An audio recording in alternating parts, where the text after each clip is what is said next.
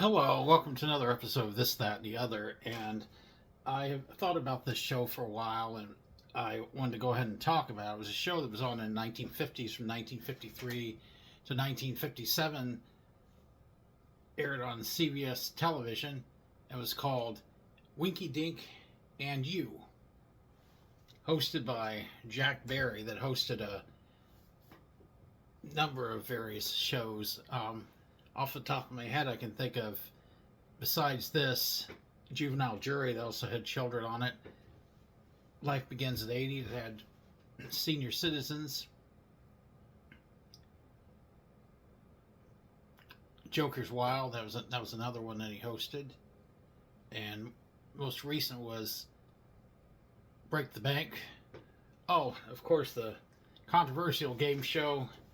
As a matter of fact, they made a movie out of it called Quiz Show 21 in the 1950s.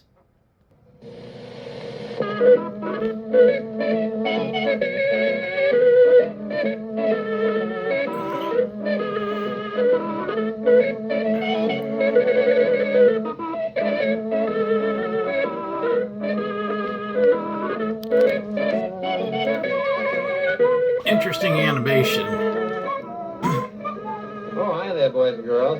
I've just been drawing here on the magic window, which is what you're gonna do in just a while too. You'll draw at home, because The show aired on Saturday mornings at 10:30.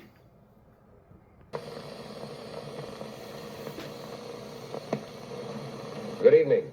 I'm Jack Barry.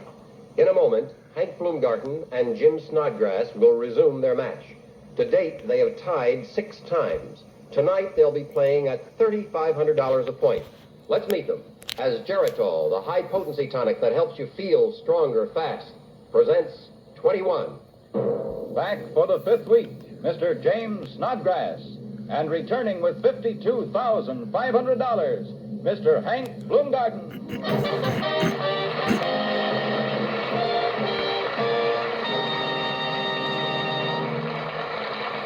Well, gentlemen, here we are again.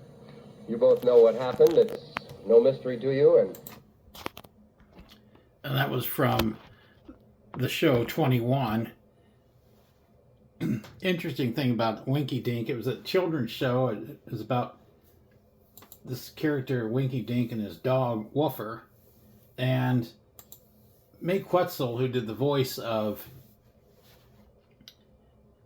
Olive Oil, actually did the voice of Winky Dink. And there was another man on the show as well that was kind of a comic that was on the show with Jack Barry. Kind of, seeing things that Jack Barry hosted, I can't quite picture him being patient enough to work with children, but I guess he was. He just didn't look like a children's type host. But anyway, that's just my opinion, just what I saw of him. There was, in that movie, there was an actor that portrayed Jack Barry hosting the show 21 in Quiz Show, and that was all about the Quiz Show scandal where Herbert Stemple was requested to answer a question wrong so they could get they were getting bored with him being on the show, so they wanted to get Charles Van Doren on there because he's an attractive-looking college professor, and figured it would be better for the ratings. So they got Herbert Stemple to take a dive and answer a question wrong that he actually knew the right answer to. When he got to thinking about it, and he reported to the district attorney, and then one of the district attorneys was assigned the case, and they showed him look at kinescopes of various shows. That they found that James Snodgrass, that same one that I showed you in the clip, that artist that on the film, same thing was, they wanted him to answer a question about a poet wrong, say Ralph Waldo Emerson, when the actual answer is Emily Dickinson. Well, he goes and answers the question. He answers the question correctly, and then Jack Barry's like, "I'm sorry." He said, "Wait a minute, did you say Emily Dickinson?" He's like, "Oh, that's right." And was looking at the reaction of Jack Barry in the movie on how he reacted to it. But anyway, that show was one of a few children's shows I had on in the 50s. There was Ding Dong School, Pinky Lee, Sandy Becker out of New York. All these were children's shows. Trying to look around and see if I can find more information on the show. They do have videos of the show on YouTube, but there's no way I'm sitting around for a half hour and watching a whole show of Winky Dink. I'm sorry, whole idea doesn't appeal to me. I do have a couple of 16 millimeter films. I guess they're called kinescopes. One of them is of the show Juvenile Jury, and Jack Barry's talking to this one little boy, and the little boy is saying to Jack Barry, "I watch Winky Dink." And Jack Barry had a funny look. He said, "Well, good. I'm glad you watch Winky Dink." And I got another film of the show. Life Begins Its 80s, a very interesting show. Right now I don't have a working 16 millimeter projector to be able to show this. I would like to be able to show some scenes of that show, but right now I just don't have a working one. And I chanced it and bought a couple of projectors off of eBay for about $100, and one, the reels don't turn, another one, I can't get any sound. I don't know, I might be able to take it to some electronics shop somewhere and get it fixed. I don't know. I haven't really had time to go out and look into something like that yet, but I'd really like to, just to look at these films again.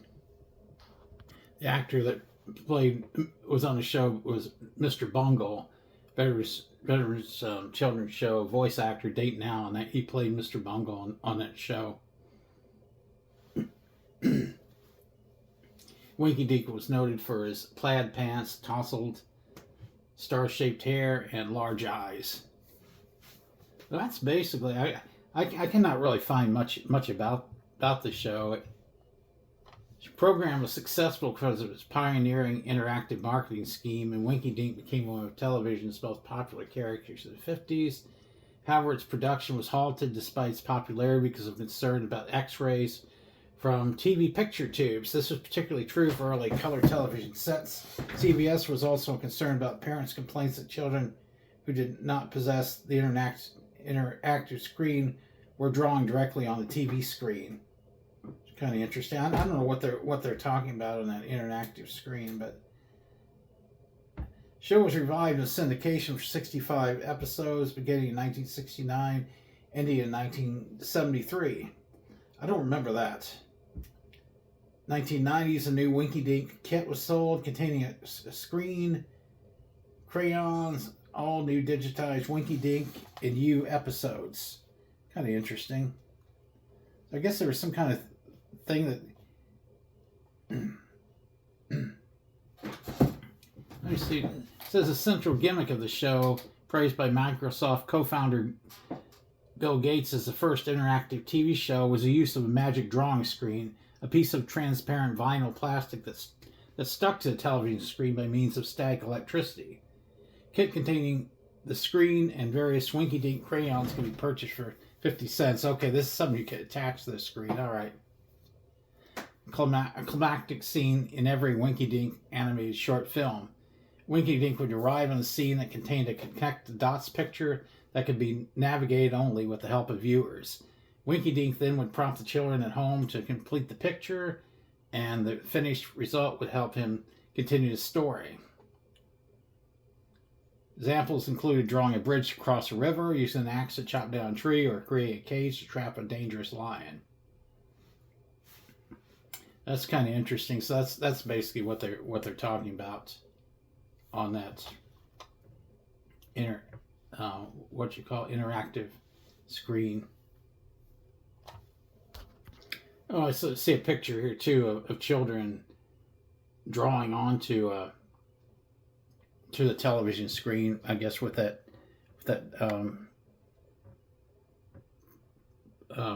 magic drawing screen right here.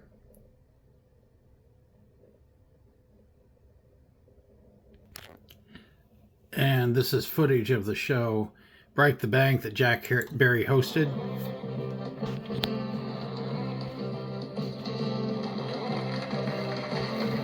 Three of these boxes will break the bank, worth over $10,000 in prizes. Is this one of them? Or is it this one? Or this one? We'll find out in a moment in this game of hide and seek as these 9 celebrities. Comedy star Nipsey Russell, movie star Shelley Winters, the one and only Pearl Bailey, humorist Orson Bean, comedian Jan Murray, Emmy winner Vicki Lawrence, co-star Rhoda Ann Mira, The Price is Right's Bob Barker, Good Times Jimmy Walker, all join us in playing Break the Bank. And now meet our host, Jack Barry.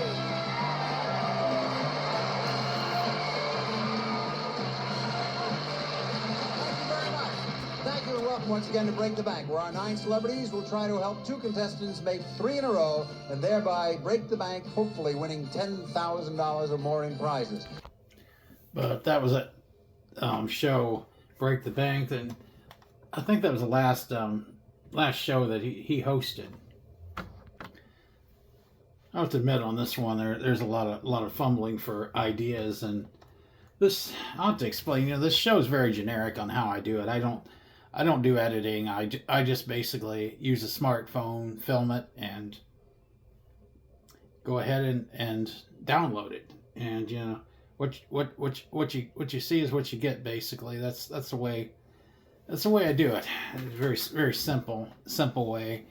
And anyway, shows about, like I've said, preserving history, especially obscure aspects of history, and looking for ideas on shows to do in the future. If it's feasible, I will put one together.